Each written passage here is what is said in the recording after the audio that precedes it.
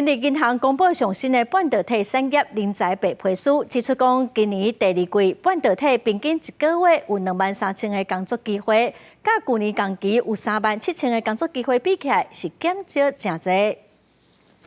2021到2022年晶片需求大爆发，半导体业正兴，不过为去年下半年开始，在终端电子产业需求减少，半导体大厂陆续传出降低卖晶片加调节营运这消息，也让半导体产业人才动能来落车。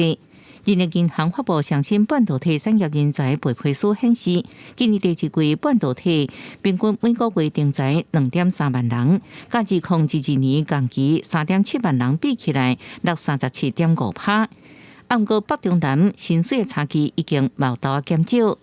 就是整个北中南的薪水大概落差已经到1.16倍。台湾整个半导体供应链持续发展的状况之下，如果上游、中游、下游平均的能够到中南部发展，那我们预期整个中南部的薪水应该会慢慢跟北部能够对齐。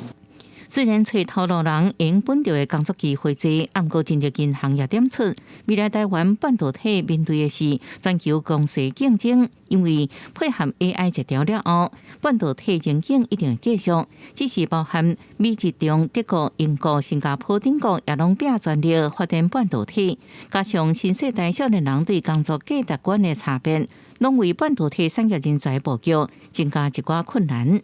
台湾你要知道这个半导体的这种专业的人才，日本很欢迎你过去，而且他给你永居这样的一个优惠哈，所以确实强的会吸引很多台湾的半导体的人才往邻近的日本啊，甚至美国去哦。 目前国内半导体产业面临的问题，除了少子化、非本科系想要进入一场限制较悬以外，重要是少年人想要读理工科的人数在减少，企业除了借出高薪来抢人才。 如何定经技术体系，各慢慢调整教学内容，让少年学生应提早培养兴趣，调向半导体产业来发展，长期来才能解决人才欠缺的问题。记者综合报道。